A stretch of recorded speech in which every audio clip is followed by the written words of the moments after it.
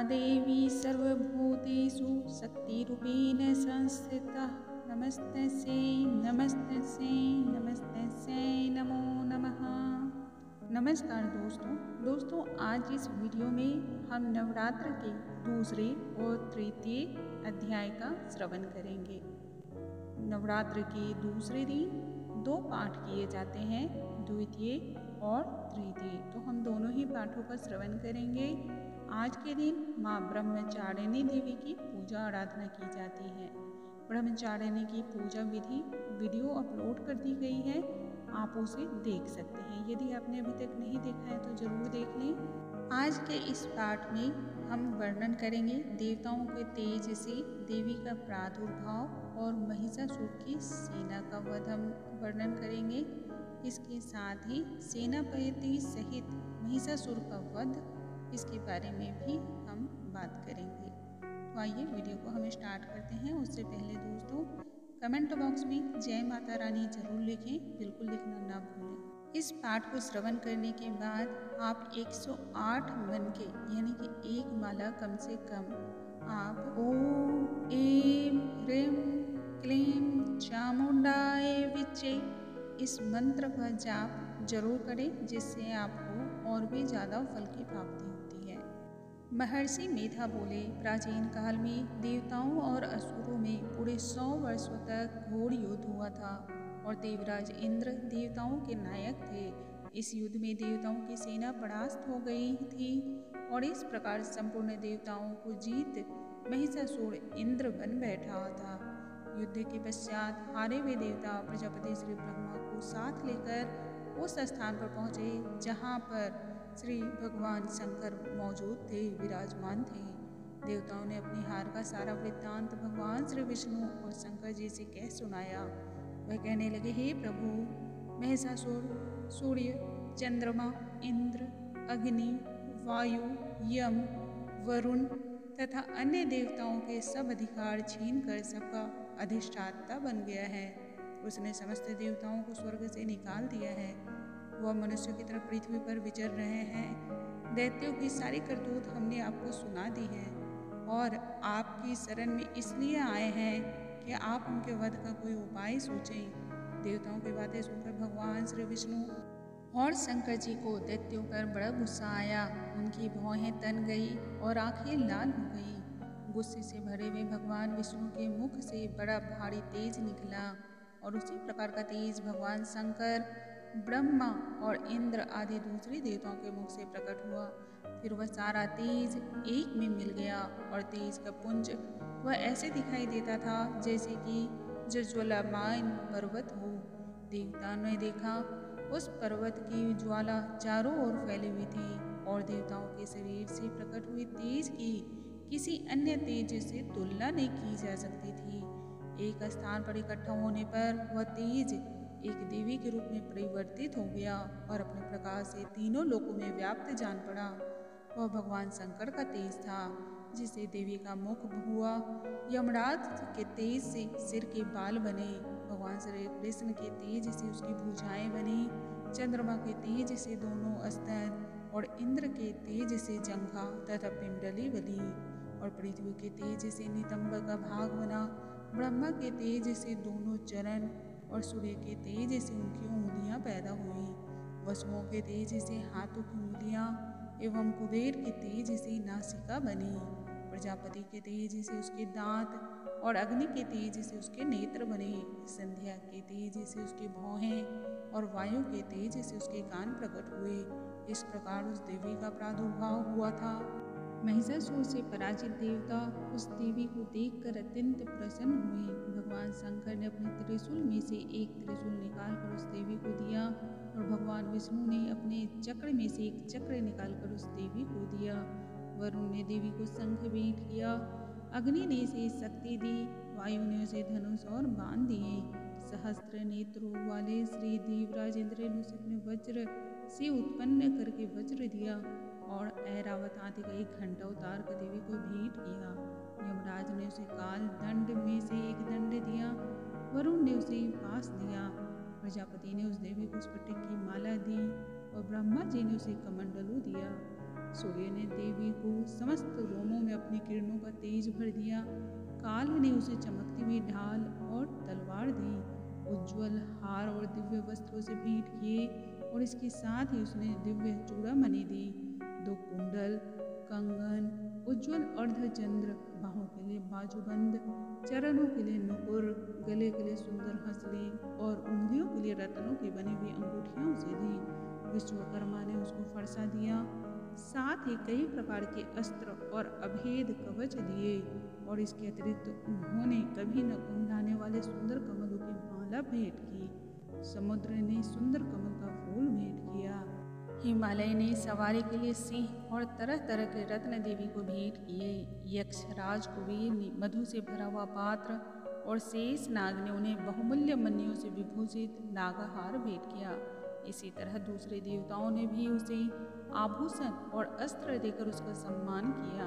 इसके पश्चात देवी ने उच्च स्वर में गर्जना की। इसके इस भयंकर नाद से आकाश गूंज उठा। देवी का वह उच्च स्वर से किया हुआ सिंहनाद समा न सका। आकाश उसके सामने छोटा प्रतीत होने लगा। उससे बड़े जोर की प्रतिध्वनि हुई, जिससे समस्त विश्व में हलचल मच गई और समुद्र कांप उठे, पृथ्वी डूलने लगी और सब के सब पर्वत हिलने लगे। देवताओं ने उस समय प्रसन्न हो सिंहवाहिनी जगतमयी देवी से कहा, हे देवी, तुम्हारी जय हो। इसके साथ महर्षियों ने भक्तिभाव से विनम्र होकर उनकी स्तुति की। संपूर्ण त्रिलोकी को शोकमग्न देखकर दैत्यगण अपनी सेनाओं को साथ लेकर और हथियार आदि सजाकर उठ खड़े हुए। महिषासुर के क्रोध की कोई सीमा नहीं थी। उसने क्रोध में भरकर कहा, यह सब क्या उत्पात है। फिर वह अपनी सेना के साथ उस ओर दौड़ा जिस ओर से भयंकर नाद का शब्द सुनाई दे रहा था, और आगे पहुंचकर उसने देवी को देखा, जो कि अपने प्रभा से तीनों लोगों को प्रकाशित कर रही थी। उसके चरणों के भार से पृथ्वी दबी जा रही थी। माथा के मुकुट से आकाश में एक रेखा सी बन रही थी, और उसके धनुष की टंकार से सब लोग क्षुब्ध हो रहे थे। देवी अपनी सहस्त्रों भुजाओं को संपूर्ण दिशाओं में फैलाए खड़ी थी। इसके पश्चात उनका दैत्यों के साथ युद्ध छिड़ गया, और कई प्रकार के अस्त्र शस्त्रों से सब की सब दिशाएं उद्भासित होने लगी। महिषासुर की सेना का सेनापति जिक्षु नाम का एक महान असुर था। वो आगे बढ़कर देवी के साथ युद्ध करने लगा, और दैत्यों की चतुरंगनी सेना साथ लेकर चामर भी लड़ने लगा, और 60,000 महारथियों को साथ लेकर उद्गुण नामक महादैत्य आकर युद्ध करने लगा। महाहनु नामक असुर 1 करोड़ रथियों को साथ लेकर, असीलोमा नामक असुर 5 करोड़ सैनिकों के साथ युद्ध करने लगा। वास्कर नामक असुर 8 लाख असुरों के साथ युद्ध में आ डटा। विडाल नामक असुर 1 करोड़ रथियों सहित लड़ने को तैयार था। इन सब के अतिरिक्त और भी हजारों असुर हाथी और घोड़े साथ लेकर लड़ने लगे, और इन सब के पश्चात महिषासुर करोड़ों रथों, हाथियों और घोड़ों सहित वहां आकर देवी के साथ लड़ने लगा। तभी असुर तोमर, भिंदीपाल, शक्ति, मूसल, खडंगों, फड़सियों, पट्टियों के साथ रणभूमि में देवी के साथ युद्ध करने लगा। कई शक्तियां फेंकने लगी और अन्य शस्त्रादि। इसके पश्चात सबके सब दैत्य अपनी अपनी तलवारें हाथों में लेकर देवी की ओर दौड़े और उसे मार डालने का उद्योग करने लगे। मगर देवी ने क्रोध में भरकर खेल ही खेल में उनके सब अस्त्र शस्त्रों को काट दिया। इसके पश्चात ऋषियों और देवताओं ने देवी की स्तुति आरंभ कर दी, और वह प्रसन्न होकर असुरों के शरीर पर अस्त्र शस्त्रों की वर्षा करती रही। देवी का वाहन भी क्रोध में भरकर दैत्य सेना में इस प्रकार विचरने लगा जैसे कि वन में दावानल फैल रहा हो। युद्ध करती हुई देवी की क्रोध में भर जितने श्वासों को छोड़ा, वह तुरंत ही सैकड़ों हजारों गणों के रूप में परिवर्तित हो गए। फिर से भिंदीपाल, खड्ग तथा पट्टिस इत्यादि अस्त्रों के साथ दैत्यों से युद्ध करने लगे। देवी की शक्ति से बढ़े हुए वो गण दैत्यों का नाश करते हुए ढोल, शंख और मृदंग आदि बजा रहे थे। तदनंतर देवी ने त्रिशूल, गदा, शक्ति, खड्ग इत्यादि सहस्त्रों असुरों को मार डाला। कितनों को घंटे की भयंकर आवाज से यमलोक पहुंचा दिया। कितने ही असुरों को उसने अपने पास में बांधकर पृथ्वी पर धर घसीटा। कितनों को अपनी तलवार से टुकड़े टुकड़े कर दिए, और कितनों को गदा की चोट से धरती पर सुला दिया। कई दैत्य मूसल की मार से घायल होकर रक्त वमन करने लगे और कई सूल से छाती फट जाने के कारण पृथ्वी पर लेट गए। कितनों की ही कमर ही टूट गई। देवताओं को पीड़ा देने वाले दैत्य कट कट कर मरने लगे। कितनों की बाहें अलग हो गईं, कितनों की ग्रीवाएं कट गई, कितनों के सिर कटकर भूमि पर लुढ़क गए, कितनों के शरीर बीच में से कट गए और कितनों की जंघाएं कट गई और वो पृथ्वी पर गिर पड़े। कितने ही सिरों और पैरों के कटने पर भी भूमि से उठ खड़े हुए और शस्त्र हाथ में लेकर देवी से लड़ने लगे। और कई दैत्यगण भूमि में बीजों की ध्वनि के साथ नाच रहे थे। कई असुर जिनके सिर कट चुके थे बिना सिर के धड़ से ही हाथ में अस्त्र लिए हुए लड़ रहे थे। दैत्य रह कर ठहरो ठहरो कहते हुए देवी को युद्ध के लिए ललकार रहे थे। जहाँ पर यह घोर संग्राम हुआ था वहाँ की भूमि रथ, हाथी, घोड़े और असुरों की लाशों से भर गई थी। असुर सेना के बीच में रक्तपात होने के कारण रुधिर की नदियां बह रही थी और इस तरह देवी ने असुर की विशाल सेना को क्षण भर में इस तरह से नष्ट कर डाला जैसे तृण काष्ठ के बड़े समूह को अग्नि में नष्ट कर डालती है। और देवी का सिंह भी गर्दन के बालों को हिलाता हुआ और बड़ा शब्द करता हुआ असुरों के शरीरों से मानवों के प्राणों को ढूंढ रहा था। वहाँ देवी के गणों ने जब दैत्यों के साथ युद्ध किया तो देवताओं ने प्रसन्न होकर आकाश से उन पर पुष्प की वर्षा की। इति श्री द्वितीये अध्याय समाप्तम्। ओम श्री गणेशाय नमः। या देवी सर्वभूतेषु शक्तिरूपेण संस्थिता नमस्तस्यै नमस्तस्यै नमस्तस्यै नमो नमः। तृतीय अध्याय। महर्षि मेध ने कहा, महिषासुर की सेना नष्ट होती देखकर उस सेना का सेनापति चिक्षुर क्रोध में भर देवी के साथ युद्ध करने के लिए आगे बढ़ा। वह देवी पर इस प्रकार बाणों की वर्षा करने लगा मानो सुमेरु पर्वत पानी की धार बरसा रहे हों। इस प्रकार देवी ने अपने बाणों से उसके बाणों को काट डाला तथा उसके घोड़ों और सारथियों को भी मार दिया। साथ ही उसके धनुष और उसकी अत्यंत ऊंची ध्वजा को भी काट कर नीचे गिरा दिया। उसका धनुष कट जाने के पश्चात उसके शरीर के अंगों को भी अपने बाणों से बींध दिया। धनुष, घोड़ों और सारथी के नष्ट हो जाने पर वह असुर ढाल और तलवार लेकर देवी की तरफ आया। उसने अपनी तीक्ष्ण धार वाली तलवार से देवी के सिंह के मस्तक पर प्रहार किया और बड़े वेग से देवी की बाईं भुजा पर वार किया। किंतु देवी की बाईं भुजा को छूते ही उस दैत्य की तलवार टूटकर दो टुकड़े हो गई। इससे दैत्य ने क्रोध में भरकर शूल हाथ में ले लिया और उसे भद्रकाली देवी की ओर फेंका। देवी की ओर आता हुआ वह शूल आकाश से गिरते हुए सूर्य के समान प्रज्वलित हो उठा। उस शूल को अपनी ओर आते हुए देखकर देवी ने भी शूल छोड़ा और महाअसुर के सूर के 100 टुकड़े कर दिए और साथ ही महाअसुर के प्राण भी हर लिए। चिक्षुर के मरने पर देवताओं को दुख देने वाला चामर नामक दैत्य हाथी पर सवार होकर देवी से लड़ने के लिए आया और उसने आने के साथ ही शक्ति से प्रहार किया। किंतु देवी ने अपनी हुंकार मात्र से उसे तोड़कर पृथ्वी पर डाल दिया। शक्ति को टूटा हुआ देखकर दैत्य ने क्रोध से लाल होकर शूल को चलाया, किंतु देवी ने उसको भी काट दिया। इतने में देवी का वाहन सिंह उछलकर हाथी के मस्तक पर सवार हो गया और दैत्य के साथ बहुत ही तीव्र युद्ध करने लगा। फिर वह दोनों लड़ते हुए हाथी पर से पृथ्वी पर आ गिरे और दोनों बड़े क्रोध से लड़ने लगे। फिर सिंह बड़े जोर से आकाश की ओर उछला और जब पृथ्वी की ओर आया तो अपने पंजे से चामर का सिर धड़ से अलग कर दिया। क्रोध से भरी हुई देवी ने शिला और वृक्ष आदि की चोटों से उद्ग्र को भी मार डाला। कराल को दांतों, मुक्कों और थप्पड़ों की चोट से ही भीर्ण कर डाला, चूर्ण कर डाला। क्रोध हुई देवी ने गदा के प्रहार से उद्दत दैत्य को मार गिराया। भिंदी पाल से वाष्पकल को, बाणों से ताम्र तथा अंधक को मौत के घाट उतार दिया। तीनों नेत्रों वाली हे परमेश्वरी ने त्रिशूल से उग्रसेन, उग्रवीर्य और महाहनु नामक राक्षसों को मार गिराया।